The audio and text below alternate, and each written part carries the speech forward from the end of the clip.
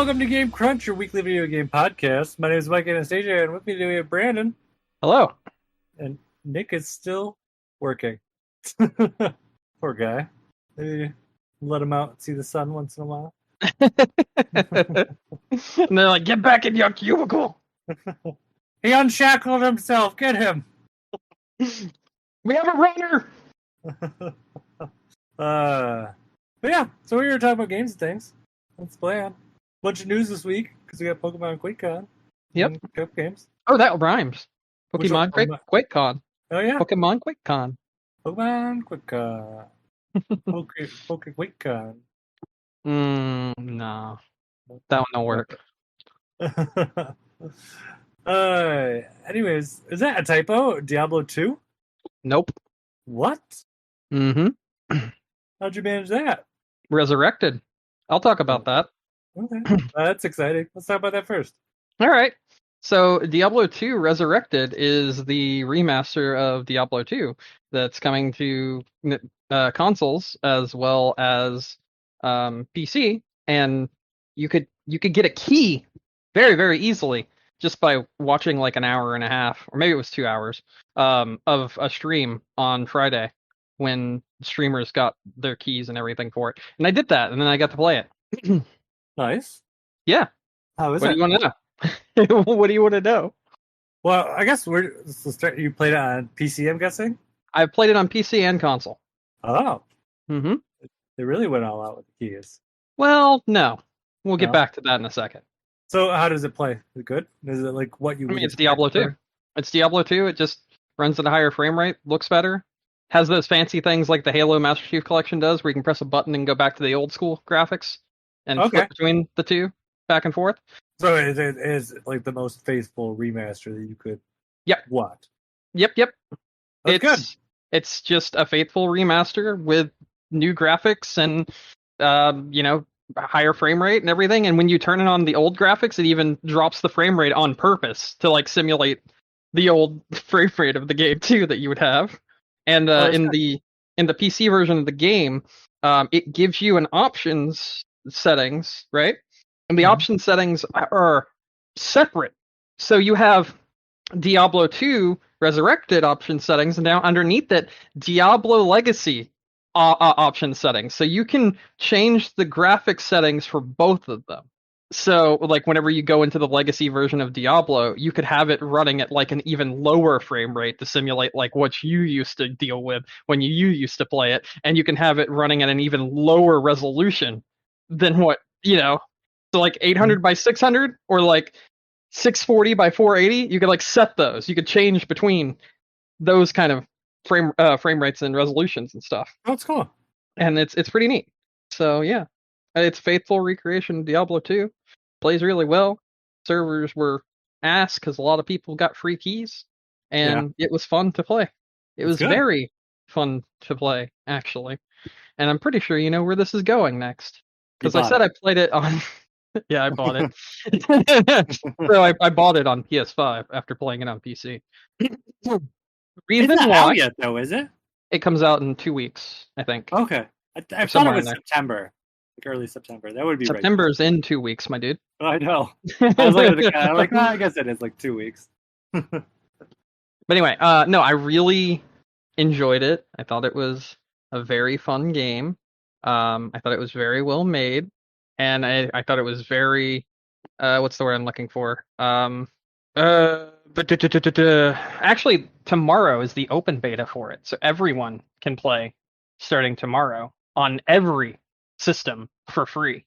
So Xbox One, One S, Series S, Series X, PS5, PS4, Nintendo Switch. You can all play tomorrow on August 20th, which is really awesome. Yeah. So you can try it out for free for yourself if you want. But yeah, I don't know the exact date. I think it's in September, but I don't know exactly. Let's just click this and go see if I do this. I thought it was the 20th, but that just seems like it's the 23rd. You're right. Oh, okay. Around the 23rd. That's okay. It doesn't matter either way. But because it was really good. It was really faithful to the original. It was a lot of fun, and I enjoyed my 12 hours with it because it gives you the first 2 acts entirely for free in the open beta. So Oh, that is yeah, nice. yeah. And I have to say too. I mean, it sounds like at least like it's nice that you don't have a lot to say about this because Mhm. that just means it's that I mean, it's just solid. much It's just Diablo solid 2. Diablo Yeah. 2. It looks great. It runs great, and it is. So like, I guess one thing I could say is I didn't like the lobby system in the PC version because the PC version of the game, the lobby system had it where like it's like an open chat and everything, and like you have to make a password and yada yada. You know, the normal kind of lobby system, and also the online play was a little um more laggy on PC than it was on console. But obviously that's going to be the case because it's a PC centric game, that sort of deal. And I was like, all right, well, I still want to try this on console. I want to see how it feels. So, I enjoyed it so much on PC. I was like, if anyone's going to get free copies of the game, it's going to be the PC version. So I'll get the console version with the money I've saved from other games on my PS5. So then I went into my Sony Rewards thing, redeemed some of that, and then paid the other 20 because it's only $40 for the game. It's not a $60 title. So, yeah. And then I played the closed beta of that on console pretty much the rest of the time. It was a lot smoother. You just select private game, so you're just playing by yourself unless you invite someone else in. And there's also an option where you can go and play people's open games, but I didn't want to. So I played the console version for probably 9 hours, and I played PC for like 3. So on controller, it handles incredibly well. Um, there's even like all these extra things, such as you hold down square when you are highlighting your inventory, and it automatically sorts everything to be in the best positioning. And there's a lot of quality of life things on the console version, I which mean, felt really nice. I know we talked about it before, but Diablo 3 had amazing console controls. Mm-hmm. Like absolutely like brilliant. Like it did a really good job with what they had. Like Mm-hmm. I found the game personally more playable with a controller than I ever did on PC. That's That's just fair. I I like grew up controllers. with it on PC, so Yeah. like even though I like it on PC a lot, I'd rather just kick back and sit down on my couch and play it on a big 4K TV and not have to deal with any graphic settings or any of the other shit, to Does it make sure already let everything. you fuck around with the cloud saves?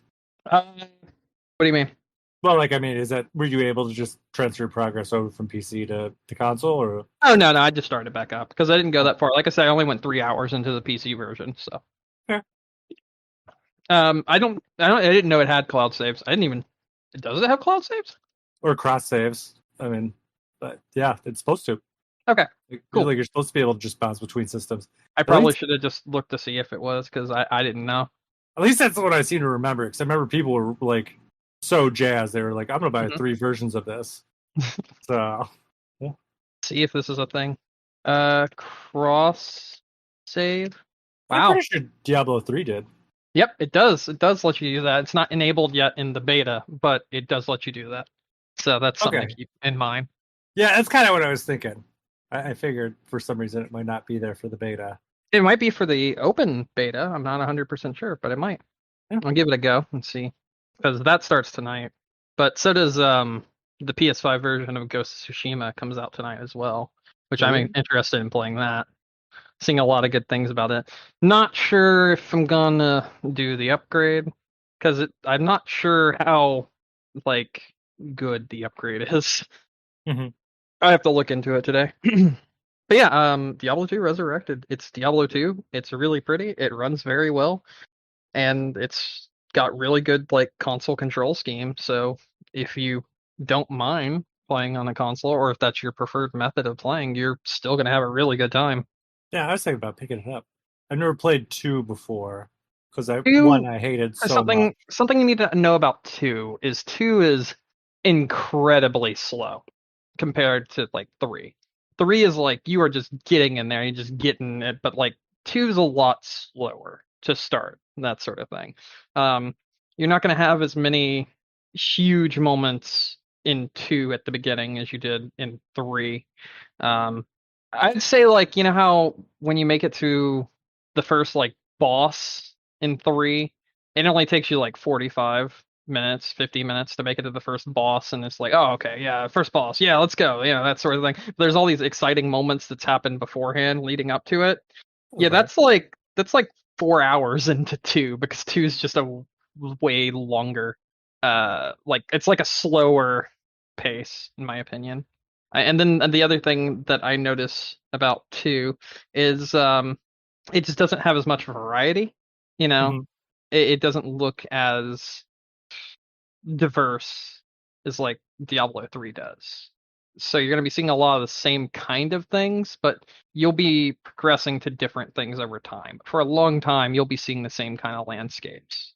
If I that mean, it's makes got to any be better than sense. Diablo 1. Oh, it's definitely better than Diablo Diablo 1. 1 was like entirely the same landscapes for almost the entire game. Mm-hmm. It was like I'm pretty sure they called that game Diablo because it was like the ninth circle of hell playing it. Oh, I hated that game. Hate it. Which is why I skipped 2. But I know a lot of people did like 2, and then I kind of enjoyed 3. But I think a lot of it was playing with someone else, Mm-hmm. So I don't know. We'll see. I will say this. Yeah. And I don't remember this from when I played as a kid, but Diablo 2 is like way harder than 3.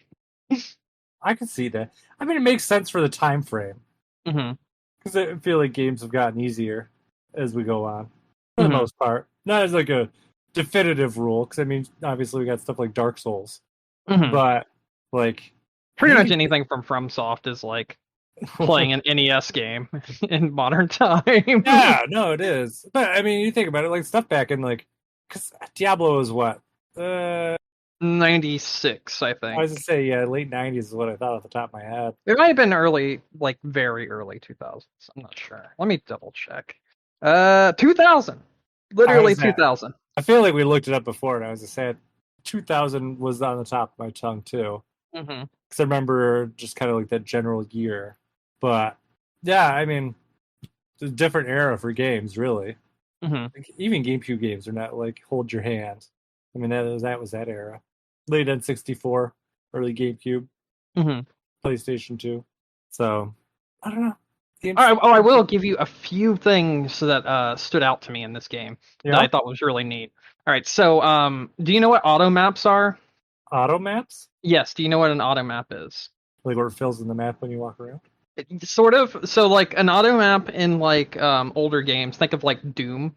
It is where it fills in the map when you walk around, but you know how like you'd press it and it appear in the center of your screen? It'd be like a big map and it shows like the entirety of everywhere you've explored and that sort of deal. Mm-hmm. In this, an auto map is in the top right hand corner, but you can also hold individual touchpad areas and move the map around on the screen to like have a better viewpoint, that sort of thing. So like if you don't want it in the top right hand corner, you can move it to the top left hand corner. You know what I'm saying? So Yeah. yeah, it's actually a very nice addition to the game, in my opinion. No, that's nice. Diablo 2, is it randomly generated? Is it? Yes. Mhm. Yes. Yeah, so I mean, maps like that are pretty much essential these days. Yes, exactly. They are definitely essential, but the fact that like you can like move it around to have it in the position that you want the most, that's what I really liked about it. I No, thought that that is was that really is nice. really nice. Yeah, yeah, those are the kind of quality of life stuff you want. You don't want Mm-hmm. to fuck around with the game too much, but you want them to add just like nice little things that don't change the game. Totally agree. Yeah. But yeah, game's way harder than 3 in my opinion. It's a lot of fun, and just in general, I mean, I liked it. I liked it enough to be like, all right, I've played 3 hours of this. I'll buy it so I can play it on console now instead. Yeah. Because like what I had done initially on PC was after the first hour and a half, I was like, I'm gonna plug in my Series S controller and see if it reads it, which it Mhm. instantly did, which was really cool. And I was like, oh, sick! So it just has controller support in the PC version. That's fucking sick. That's awesome. And I was like, I really like this a lot more with controller than I do with mouse and keyboard. It feels I'm just very relaxed playing it with the controller, and I don't feel like I'm having an issue playing it with controller because, in my opinion, Diablo 2 is a much more slower paced game than Mhm. like Diablo 3 is. Yeah, And Diablo 3 is very fast and paced. as such, I was like, okay, I like this with controller. I'm gonna get the controller version. I'm going to get the console version. I'm going to get this on PS5 because that's where I like playing all of my games, basically, if I can. Mhm. I would like to start amassing a collection on Series S, but at the same time, why the fuck should I when it's just going to end up on Game Pass like everything else? You know what I mean? So at this point, I'm just like, okay. Yeah, makes perfect sense. So yeah, I really like the PS5 version, and I definitely think if you liked the original game, then you'll like this. That's good. That's exactly what you want. It's Mhm. perfect. Yeah. You know, while we're still on the topic of me, I did play another game, one that's for some reason has just exploded since it Uh-huh. released, and that's Splitgate. Have you heard of this game? Only when you talked about it before the podcast. All right. So Splitgate is a first-person shooter, kind of like Halo, but think of Halo mixed with Portal. Okay. So you could shoot a portal onto one surface and onto another surface, and then you can use that portal to cross the map quickly, or you can shoot through that portal, and if you see anyone on the other side of it, your bullets will go through the portal, come out the other one, and you can kill the enemies that way.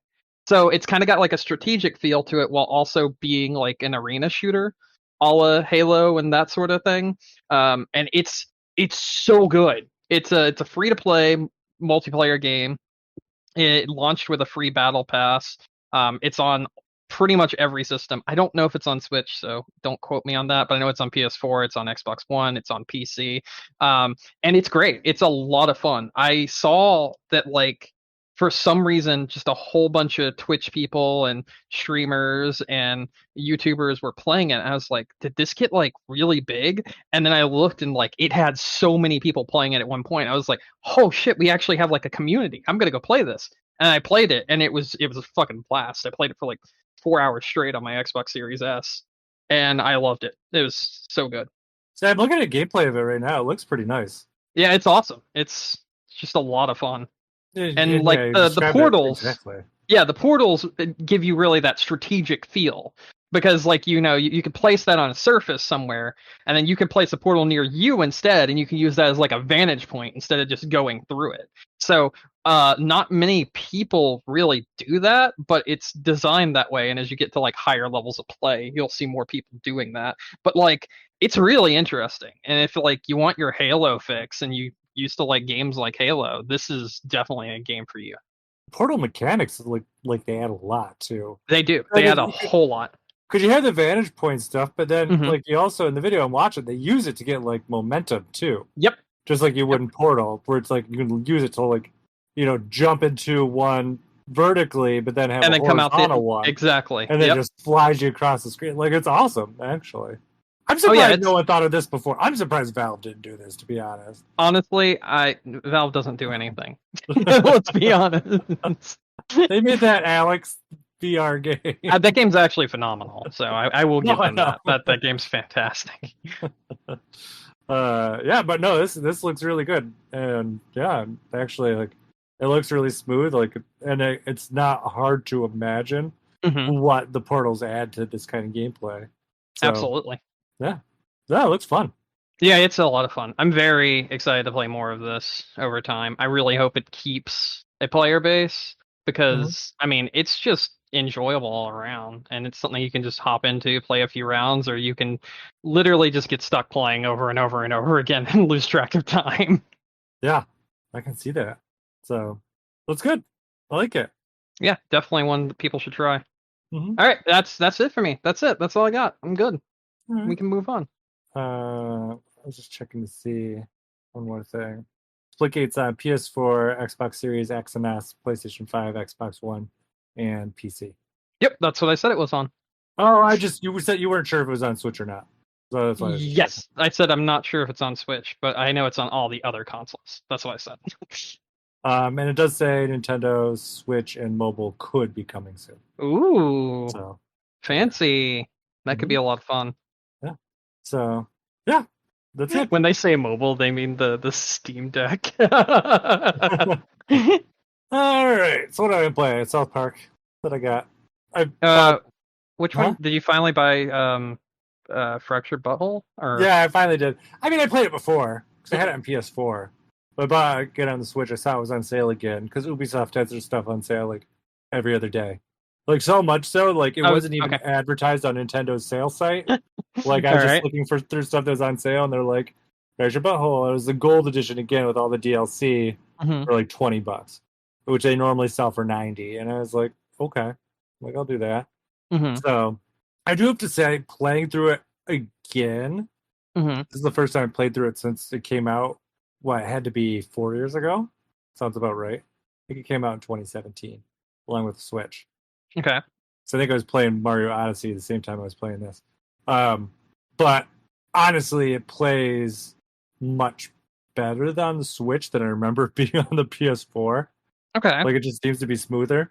Don't know why, but it just doesn't seem to have as like I remember the other one was kind of like had weird frame rate issues and like lots of loading times. Mm-hmm. This one still does have loading times from time to time, but definitely better than I remember being on the PS4. Could be nostalgia glasses. I don't know. But just I remember I thought the same thing with Stick of Truth though too. Like I thought Stick of Truth ran better than this than it did on. It had to be PS3, right? Yes, I think so. Yeah. So it's good, but like honestly, just I think because I was just used to what the battle system already was, it like I said, it was a lot smoother playing through it. I didn't seem to have any like weird issues with it like I remember Mm. playing with it the first time. Because the first time was a bit of a learning curve, I thought, when I played it initially. Because I remember we both were talking about that one battle with like the pole dancers, the strippers. I don't know if you remember that battle or not. Yes, somewhat. Where it's like you're going down this like pretty much you have to get to the end of the room, and all these strippers are coming out of nowhere, like trying to beat your ass. They're like, "It's Anastasia." They had the I do DJ remember organizer. that. I specifically remember that part. Yeah. Yeah, like that. It was a fun battle, but I remember I got like wrecked the first couple times, and you don't know what you're doing. And now I got through pretty easily, and it was much more enjoyable. Like I think everything works really well. I'm having a really good time with it. Honestly, I can't even put it down. Like I've been just having just a blast with it, Oh, okay. and it was nice too because I have the DLC now, so I actually got to play some of that, and I actually really like it a lot because they had Cool. the Casa Bonita thing, which was one of the DLCs where you have to go, and there's all these like vampire kids. You have to go beat Oh, them okay. up, and like it was just very random. And there was a random reference to a South Park. How do I put this? Another random celebrity, like real life celebrity, has been in Mm-hmm. South Park. Showed up as undead, and that was just very surprising, and it made me laugh. Were So, they were they a dead person? Like a dead celebrity? yes, they are dead. Oh, Well, I mean, they okay. were not. What do you mean? Like I when I guess. say dead, are they dead in real life? Oh yes, they're dead in real life, Okay. and it's one of the best celebrity appearances for a celebrity that has ever been on South. Okay, I have a question. Yeah. Oh, I don't actually know if this guy was ever in South Park. Maybe he was. Okay. Yeah, no. That's ignorant. Okay. Yeah. He definitely was. Uh, And then, am I right? that Am I yeah, right? Okay. yeah. Cool. Okay. I just said I'm like I don't know if that was intentional or not, No, it was definitely but intentional. that is definitely who it was. So, That's perfect because like it works both ways because like he could be undead because well he's actually a dead guy and he could be dead because the Thriller music video. You know, it works both ways. well, they were like summoning like this vampire lord, Hmm. and then the celebrity jumps out and grabs Kenny's sister and runs Oh away with god. Oh god. it. Okay. Just like jumps down the waterfall at Casa Bonita. Mm, And I'm just like, oh, I want to go to the real Casa Bonita. I wonder if it's as crazy as it makes it look in the show. might be. I don't know. Like it was in the news recently. Like actually, like the South Park people just bought it, like the actual real life Casa Bonita. Okay. That's really So neat actually. I know, and like in the game, it was in the TV show too. But it's got like an arcade. It's got all these like weird, like not weird, but there's like it has good looking Mexican food. It's got Mm, like a pirate cave and like these waterfalls. It looks like a pretty wild place. So okay. I'd definitely go down. Looks like fun. So, but yeah, no, I'm totally enjoying the game. The DLC adds like extra classes and like characters and stuff. The new character that you can add to your party in the Casa Bonita, I love her. She's like some goth chick, Okay. and like one of her moves is, well, they're like at first they're like, can't you tell the difference between like a goth and a vampire like person? And she's like, duh, I smoke cigarettes. Okay. And so like one of her I can attacks is tell. just- I know what character this is, but I don't know her name. But yeah, I know what character this is. it's Henrietta. There we go. Okay. Mhm. All right. But the one girl, like she like blows out like smoke and then like lights things on fire, like Yeah. it's fire.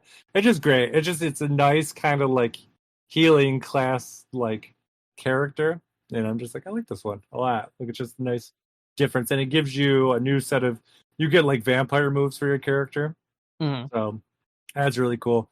And I forgot Kenny's character in this game, Mysterion. Like when he dies, he turns into a ghost, and he still is alive on screen, like as a ghost character. So, yeah, I don't know. I had a good time with this game. Like the humor's still there, and I saw this commented recently on something I was looking at, and it makes a lot of sense. It's just kind of like the Stick of Truth really caters to like classic South Park. Mhm. Like there's a lot of like classic South Park references, and like Fractured Butthole is like more like modern South Park. So if you haven't been like following the show more recently, like some of this stuff's lost on you. Like I know like some of the stuff is definitely lost on me. Like I was fighting crab people, and I'm like I don't remember these people. I never saw that episode, so I don't know. But like meanwhile, when I go through Stick of Truth, I'm like I know everything that's in there, and I'm like okay, I like all this stuff.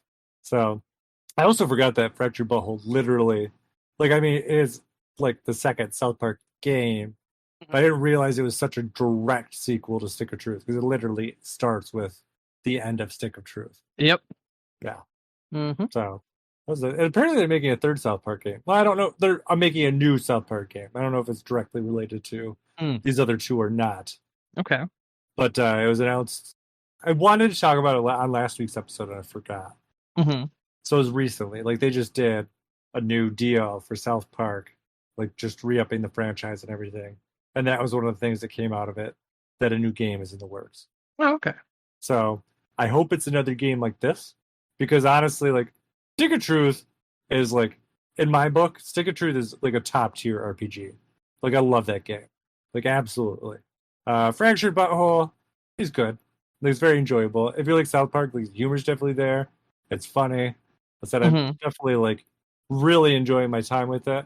But Stick of Truth is just like near perfection, and just so it's just when you compare the two, it's just kind of like not quite as good. But it's not bad. Like there's a lot to enjoy in this game because you get like all the superhero powers, and you can like subclass and do all that stuff, which is great. And you have all the different characters with the different abilities that you can like. I mean, I know Stick of Truth had that too, but there's more characters available. There's superhero powers like vary quite a bit more than I remember them doing in Stick of Truth. So it's just nice. They're both really good games. Okay. So you didn't finish Stick or Fractured Butthole, right? I think I did. I don't remember. I legitimately don't remember. That game was just a disappointment to me in general. So I don't remember if I actually finished it. And I don't really remember much from it at all, to be honest. Honestly, I did not like. I had to like. I'm not 100% positive, but I think I remember what the ending is to Fractured Butthole. Mm-hmm. So I think it had to do with like the asylum. I want to say. Mm.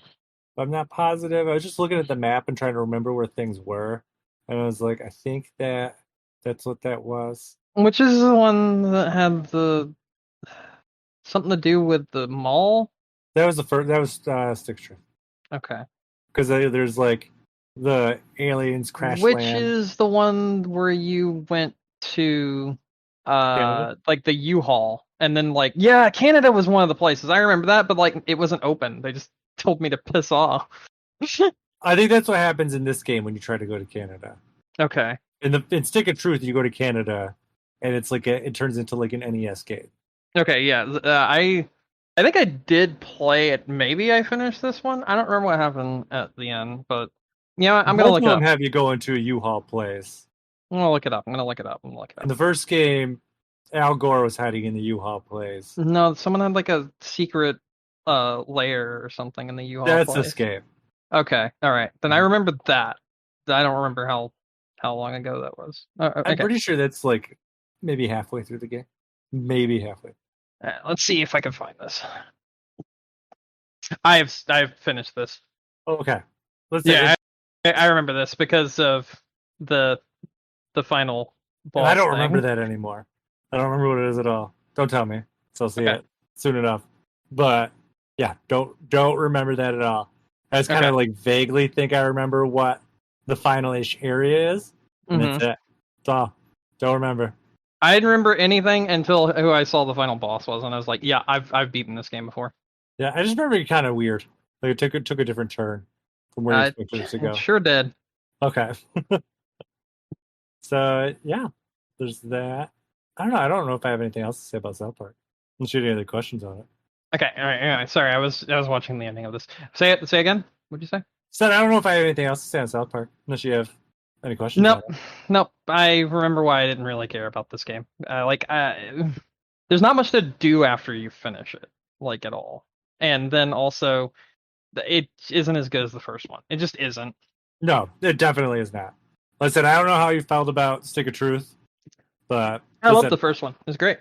Like I think it's like I said, I absolutely think it's like one of my like if I was gonna make a list of I don't know like my top RPGs, like Stick of Truth would probably be on that list. I don't think it could make it to my list because I played a shit ton of RPGs and I actually really like RPGs. Depends on how long your list is, Brandon. Well, I mean, like if it's like a top 10, maybe. No, I don't know if it would not. make it to a top 10. Maybe it could. I don't know. I really have not thought that hard about it. Mm-hmm. But I just know, like, if I know it's not my top 5. For fucking fact. If I was considering making a list of my if top it was like RPGs, a top 20 maybe or top 25, it'd probably be in there. Yeah, like it is that good. Mm-hmm. But I mean, it wouldn't be my number one. Oh, absolutely not. It wouldn't even be probably in my top 10 if I had the choice. But if someone came to me and was like, "Hey, I want some good RPGs for the Switch or another system that it's on," I'd be like, "Yeah, try this." Especially if you like South Park.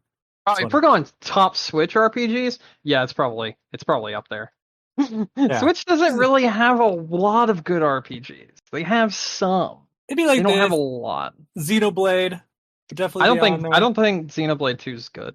Well, I know you don't like Xenoblade 2, but Xenoblade 1. Xenoblade 1's good. Xenoblade 1 is really good. I'll give you that. Xenoblade 2 just performed so poorly for what it was for me to be like, yeah, that's a really good game.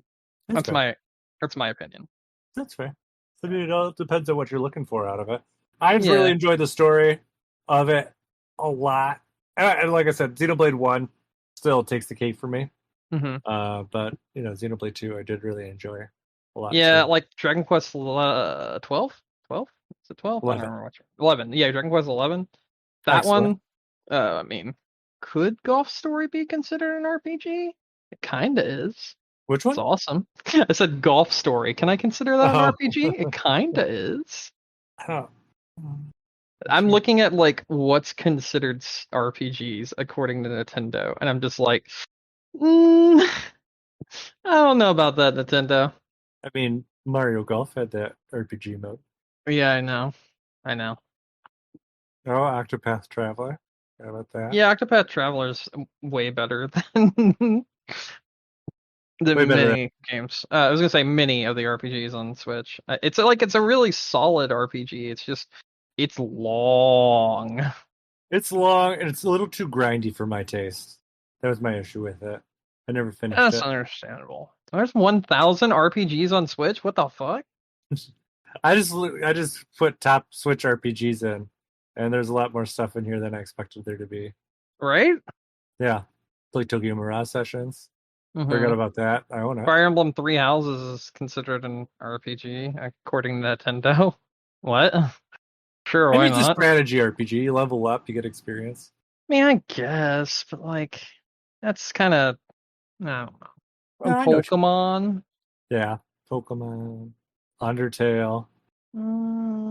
That's another one I wouldn't really consider an RPG, but I don't really think Undertale's an RPG, but it is. But like, it kind of like is its own thing. You know what I mean? It's like, Yeah. I mean, it does have like you do get, I don't know, experience or whatever. So I mean, I can see why people would call it RPG, but it's not what I would go with. Undertale's just kind of Undertale. You know what I mean? Yeah. No, I mean, it really is its own thing. Google seems to think Chrono Trigger's on the Switch. It knows something we don't. I don't know. Probably. Fucking wish Chrono Trigger was on the Switch. I'd play that shit in a heartbeat. I mean, yeah, that would be in my top RPGs on Switch. Easily. Definitely be Nyx. I don't know. It's just weird. There's like some like weird things that are not on the Switch that should be. Mm-hmm. Not necessarily saying that game, but I was thinking of Earthbound.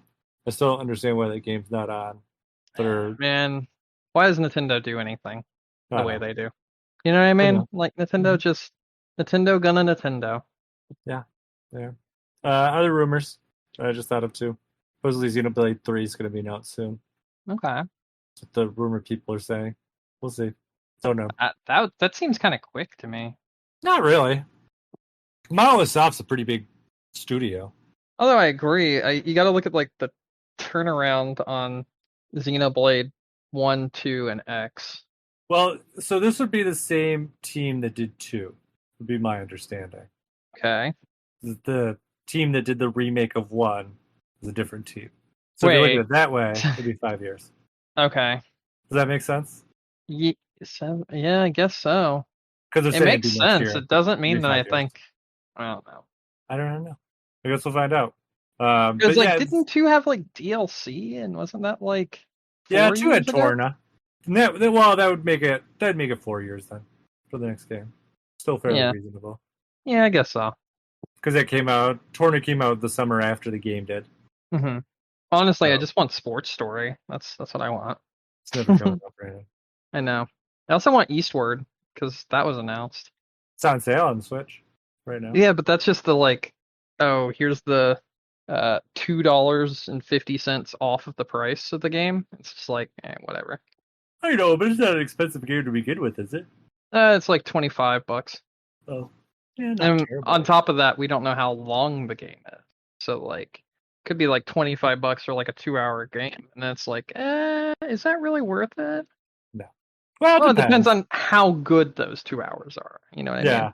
And there's been a couple games where I've been like, I'm trying to think. I know there was one where I was like very adamant that the game, like I absolutely loved it, even though like the amount of time you played. Like I think it was a $20 game, but it was something like a 4-hour game.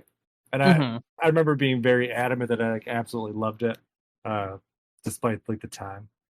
I mean, there's even like, it's one of the games I always go to bat with for that. And granted, the price difference is a little bit better now. Zero Mission, Metroid Zero Mission. I wouldn't say the price difference is a little bit better now.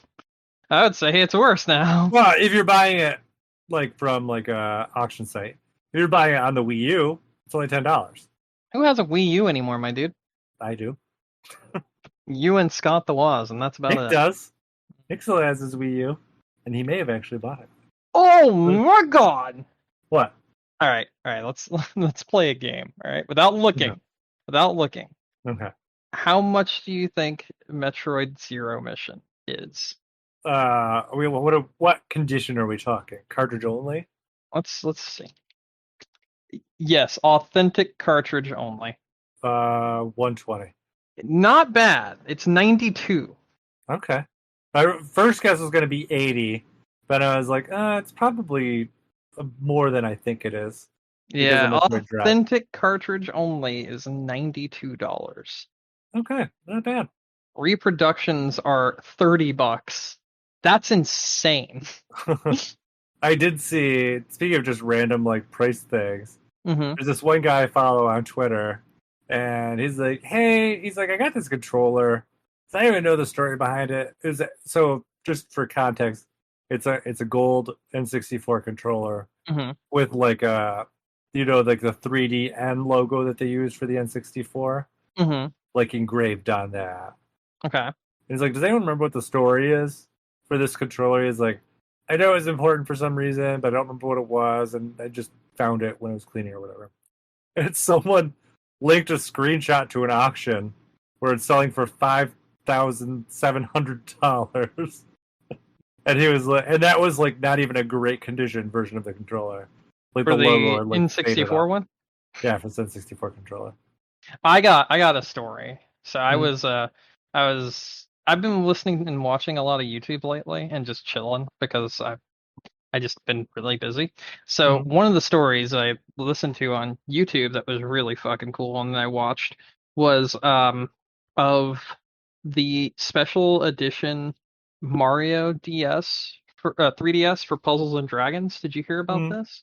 Or have you heard about this? Is it actual console? Yeah, it's an actual console. Okay. No, I didn't know they made a Okay, console. so the top three people that won a Puzzles and Dragons tournament were given this console. Two of the three actually got it signed by Miyamoto. Uh-huh. One person ended up selling theirs or something. Somehow, for some reason, it got sold to a pawn shop.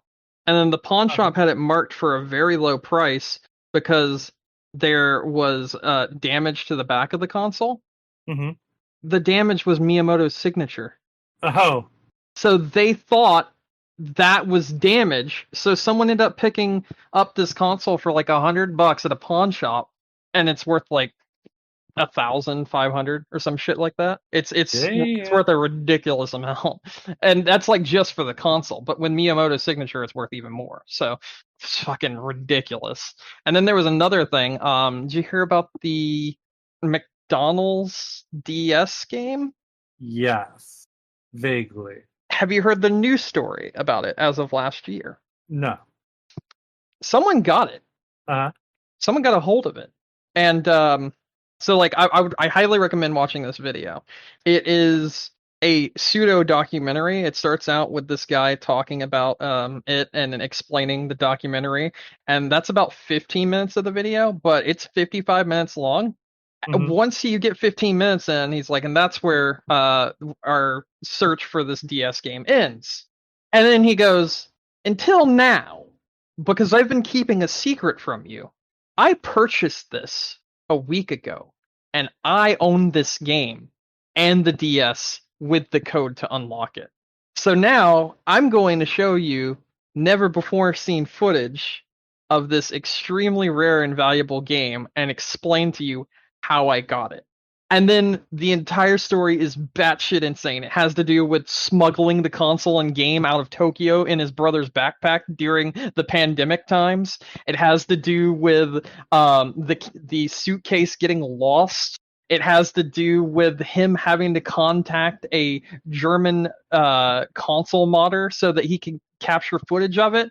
And then it has to do with him being kind of an egotistical prick and wanting to be the first one to capture footage of it, and then finding out that he wasn't the first one and that someone else went through a whole lot more crazy bullshit, even going and talking directly to the Japanese like owner of McDonald's to try to get the code, which he couldn't. And then they told him how he could dump the ROM and find the code, and that guy was able to dump his cartridge and find the code and everything.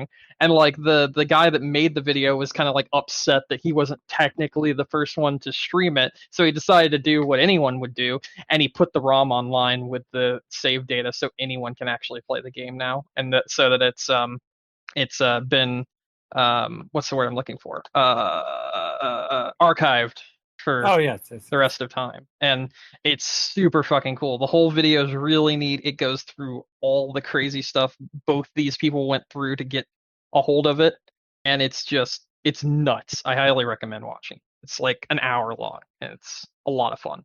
Oh, it sounds like a pretty wild story. Yep. So there you go. I don't know. It's with people and all these crazy smuggling out of Japan stories. Right?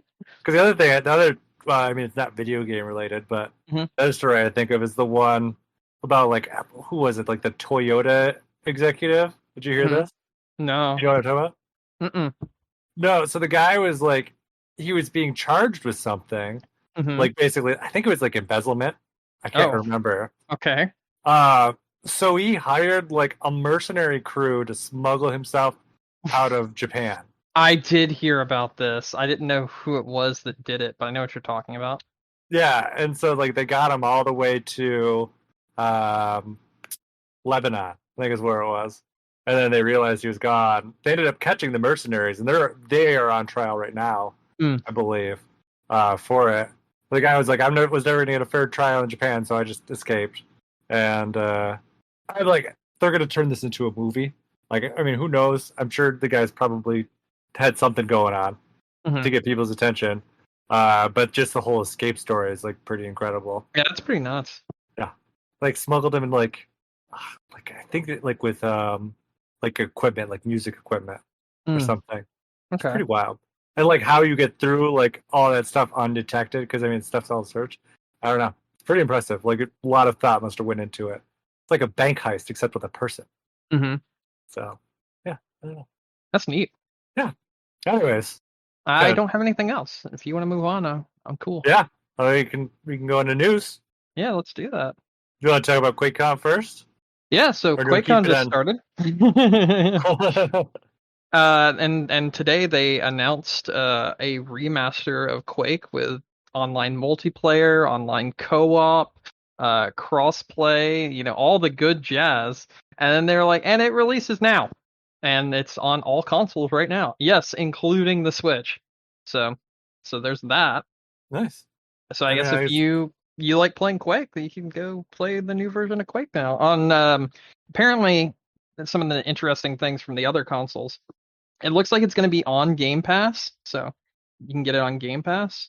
And then the other thing is on the PS5 version, 4K, 120 hertz mode, and then from what I read, to simulate the old sounds of like Quake and everything, if you want to, you can enable this special mode that has those sounds play through your PS5 controller's speaker. And since the speaker's like a lower end sort of deal, and you're like closer to the speaker, it sounds closer to like the original sound of Quake because of that. It's a neat little thing that the person added. It also has gyro aim, I think, in the PS5 version. Not sure if it's on Switch. I kind of hope it is. Yeah, the guy who made this is actually a YouTuber I watch, and he's been keeping this a secret for a very, very long time. And he's just like, all right. So I can now tell you guys I was the director of this project, and I helped make this. So here you go. And it's pretty neat. Yeah, like I said to you before we started recording, I think the thing that's most impressive about this is the fact that they managed to keep it a secret until it came out. So like everything leaks. So 2 days ago, it was kind of leaked by the ESRB when Quake was rated by the ESRB.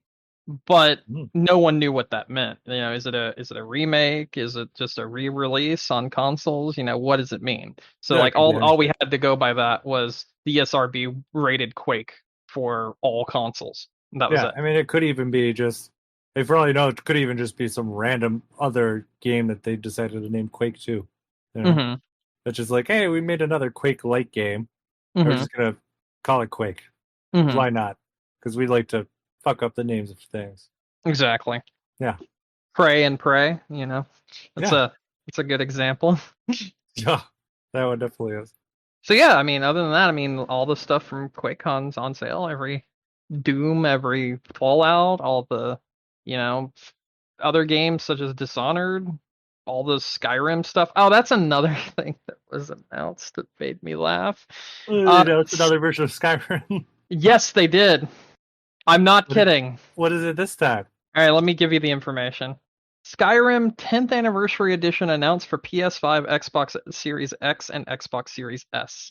What is included is the Anniversary Edition, which is Skyrim, obviously, Special Edition, and 500 Creation Club elements. So, I don't fucking know. I think it means, a bunch of the Creation Club things are just included in the game now. So mods and stuff like that the paid ones. Let me see if I can read a little bit more. It also includes new features such as fishing. Oh, is that the only one? I'm looking for more, but I'm just seeing fishing. Hold on a second. That can't be it. You've got to be fucking kidding me. Okay, so 500 pieces of unique content from the Creation Club will be included, including pre-existing and new quests, dungeons, bosses, weapons, spells, and more. So they're basically taking a shit ton of mods and throwing it into the console version for this release. Okay. So a bunch of things that are mods that you can get for free, probably on like Nexus mods, are being added to the console version of the game, and there's 500 of them. They're also adding fishing. That's it. That's what you get for your $60 this time, Oh, okay. Makes a and lot of that's sense. on PS5 and Xbox Series X only. So that's your next gen version of Skyrim, complete with mods and fishing. Yeah.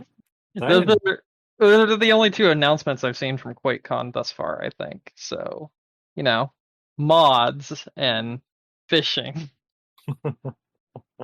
Let's see if I've missed anything. I'm gonna go double check. Okay, here we go. There's a website for it. Mm. Oh, you know what? Today is the first day, and I don't think there's been like any major announcements or anything yet. Okay. So we'll probably get some more announcements on Friday, I guess, maybe. Makes sense. Don't want to. 3 days of live streams. Jesus. What did it start yesterday? Today. Oh, so it runs through Saturday. Looks like it.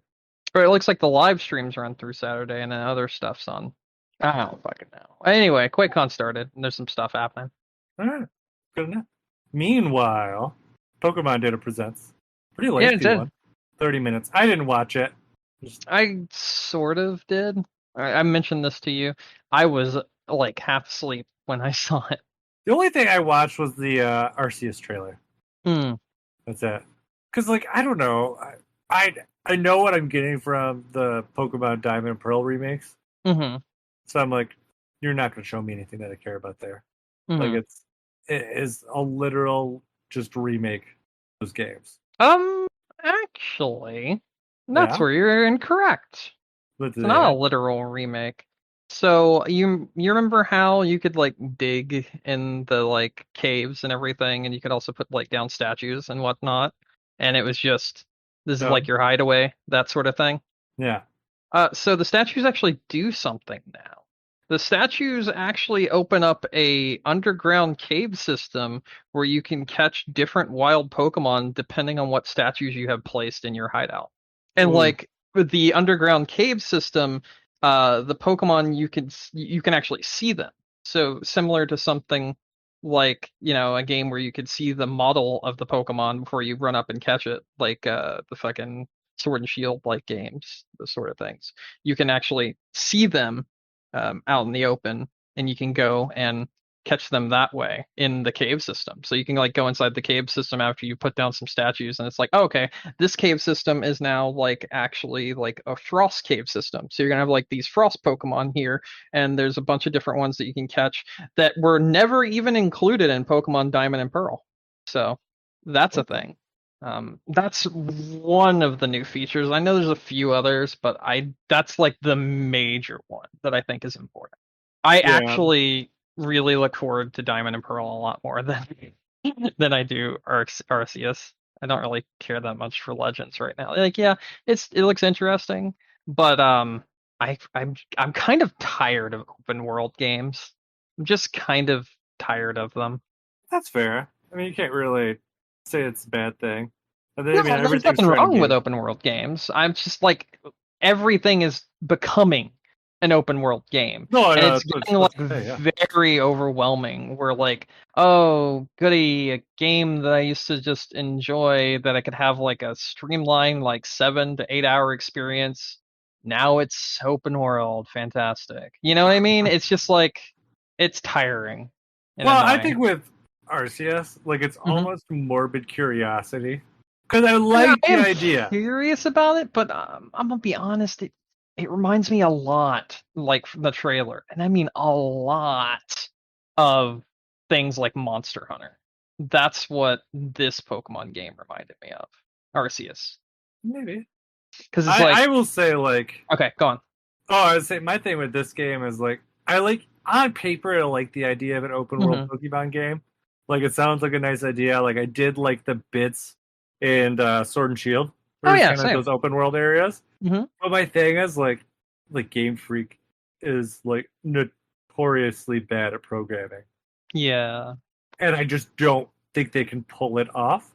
And I don't know if they have the imagination to pull it off. Like, I want this to be a good game, but I just don't know if they can. Like, this is not going to be Breath of the Wild level Pokemon. If that's what we were going in with expecting, like, I'd be excited, but I'm not expecting that at all. So that's what I said, morbidly curious. But I don't know. What were you going to say? I mean, so I am also interested in it as a curiosity, a lot like what you're saying as well.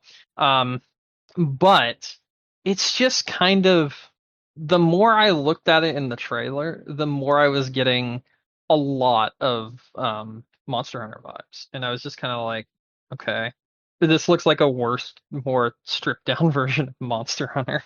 Yeah. And I hope there's more to it, but like what they showed us, it doesn't seem like a very compelling idea.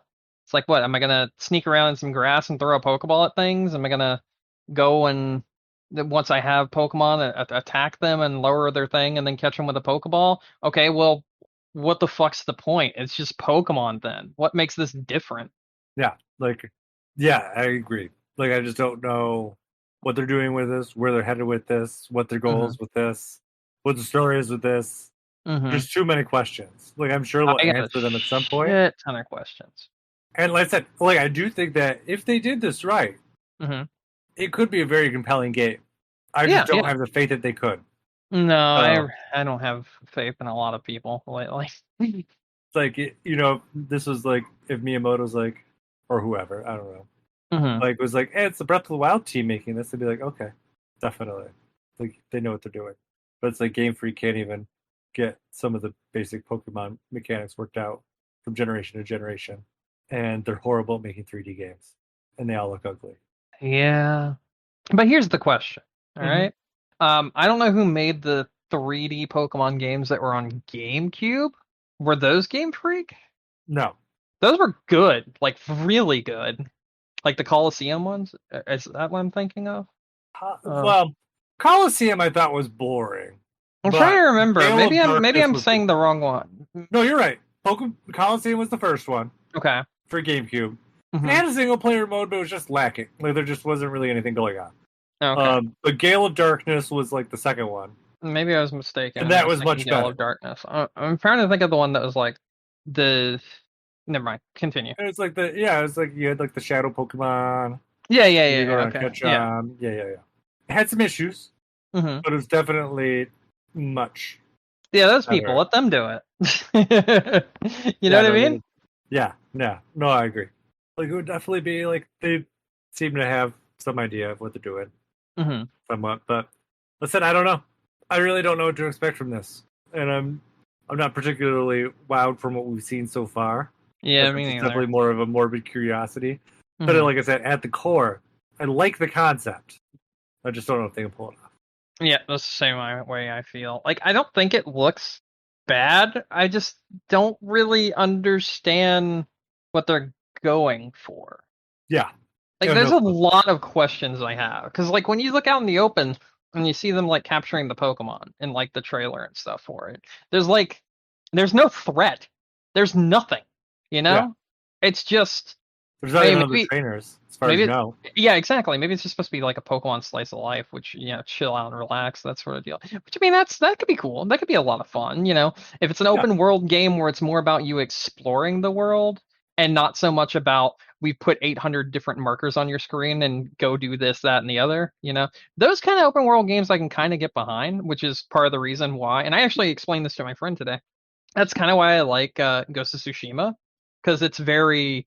like subdued. The open worldness is you can see as much as you want or just not, you know what I mean? Yeah. I don't know if you played Ghost of Tsushima, but yeah, I have not. I've seen enough people play it though. Okay, all right. It's more about exploring and then finding the story that way, that sort of thing, in Ghost, in my opinion, and I like that. But like, if they're doing something like that with Pokemon, it's like, okay, that could be kind of cool. But if it's like, you know, your usual Skyrim, Fallout, you know, Saints Row, any of those games that are like Assassin's Creed, if they're doing something like that, or God forbid, the fucking Witcher 3, then I don't want any part of it. Yeah, we'll find out. Mm-hmm. It's a mystery. It's true. It's coming out very soon. Yeah, next year, the beginning of it.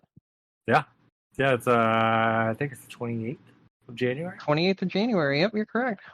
What a roll today with numbers. You're doing pretty good. Yeah.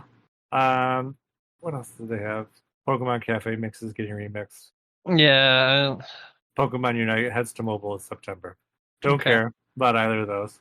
But a lot of people like Unite, which I know is Nick did. yeah. And I every once in a while I'll try on my Switch and I'll see he's playing it. Wow. So he's still playing it. All right. Is he playing it right now and just ignoring us? Oh, I don't know. I don't have my Switch next to me. Oh, you should Probably. check. So, yeah. I don't know. I don't have anything else to say about Pokemon unless you do. No, I think I'm good. What's his last bit of news? Oh my goodness. So Sony fucked up. Let's go ahead and get into this. What? Yeah. So any of the games that have demos that are part of the PlayStation Plus collection, there was a glitch in them where you could just get the entire game for free.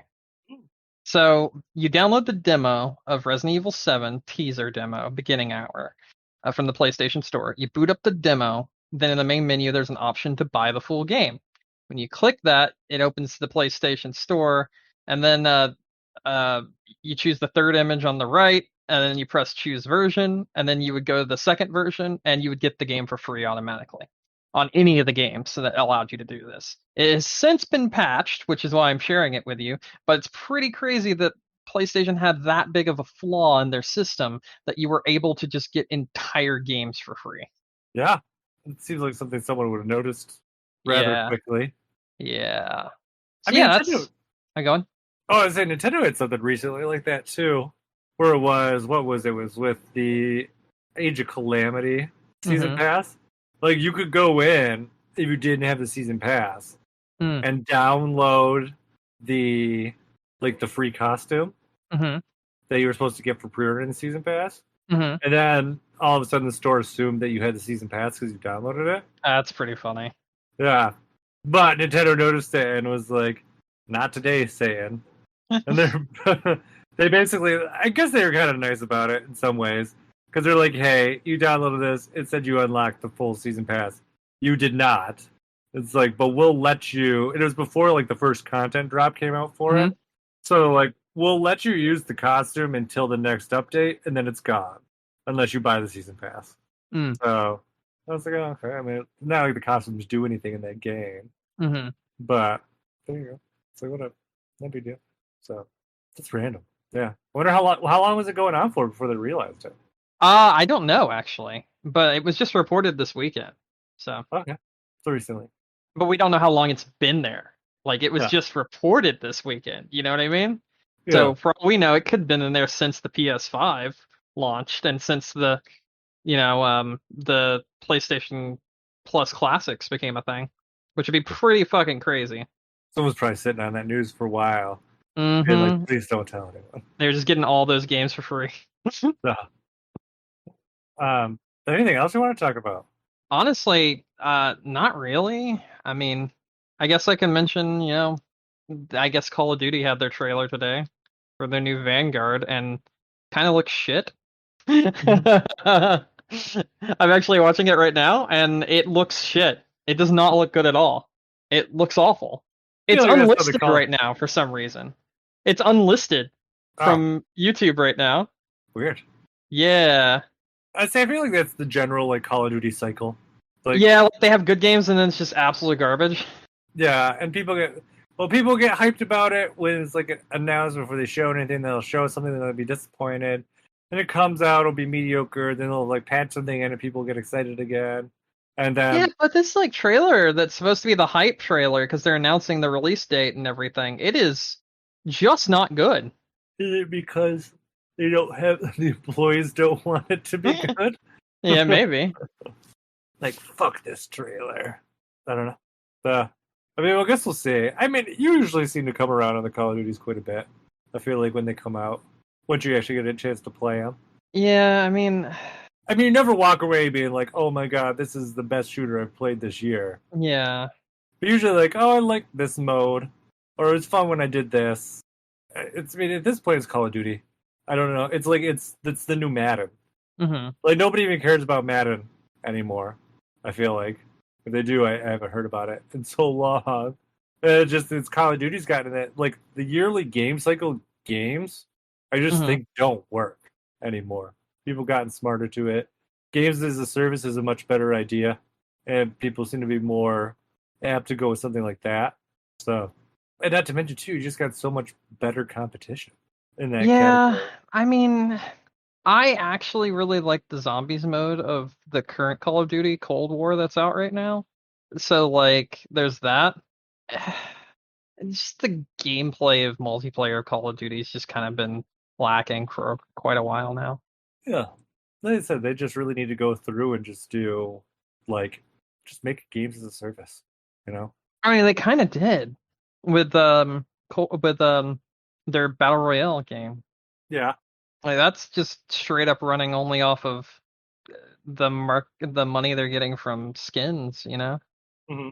Is it still gonna keep running though after this year when the new Call of Duty comes out? I think so. I don't think they're gonna drop the Battle Royale. They're part of the stuff that's like for the pre-order right now for the new Call of Duty. I'm looking at it right now because the page just went live. Pre-order and receive instantly this gun in Call of Duty Warzone. So like when I see something like that, I'm pretty sure they're going to be banking on keeping Warzone running. You know what I mean? Mm-hmm. So like the pre-order for the new Call of Duty is guns and weapons for Warzone, and it's like, oh, okay. Interesting. And obviously beta access as well. So yeah, well, I mean that's definitely better than what they have been doing, I guess. Yeah, I mean, I guess expanding each game every year. Mm-hmm. So I don't know. Guess we'll see what happens. Mm-hmm. Anything else? No, I got nothing. Yeah, I guess I'm good. Do we wrap up? Yeah, I'm good. All right. Well, thank you everyone for listening to us tonight. Don't forget you can find us on iTunes, Stitcher, Google, Amazon, wherever you get your podcasts. If you want to reach out to us too, we're on Facebook, Twitter. You can send us an email at gamecrunchcast@gmail.com. Brandon. Hello. What's going on? I will be streaming every Friday until I'm not on I believe, this week will be my last Friday stream. I believe, no, these next 2 weeks will be my last Friday streams, and then we'll be swapping over to Saturday streaming. Saturday streams will be at 6 p.m., and those will start on the 3rd of next month, I believe. I mean, the 4th of next month, I believe. I might be mistaken. It might actually be starting next week, but we'll find out what fucking happens. So I'll let you know. I'll let you know next week if we're starting on the 28th or whatever, because, yeah. There you go. Okay. Yeah. Then, with that said, my name is Mike Anastasia. You can find me online. I'm Crouch Penguin on Twitter or your favorite gaming console. Until next week, game on. Game on.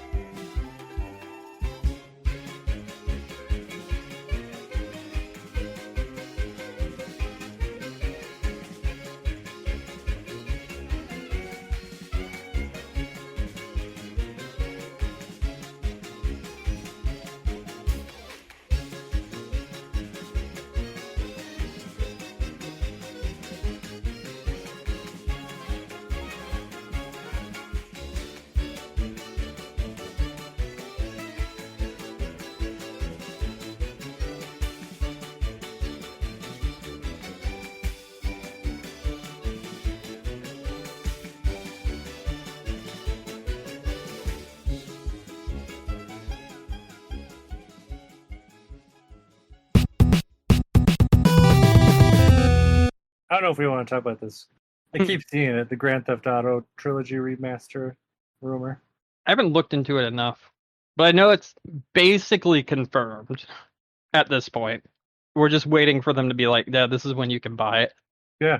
It sounds like they were going to do it as like a bonus for something, and I just Mhm. decided to be like, whatever, fuck it. Probably for the next gen version of GTA 5. You know what I mean? Yeah, I think that's what it was.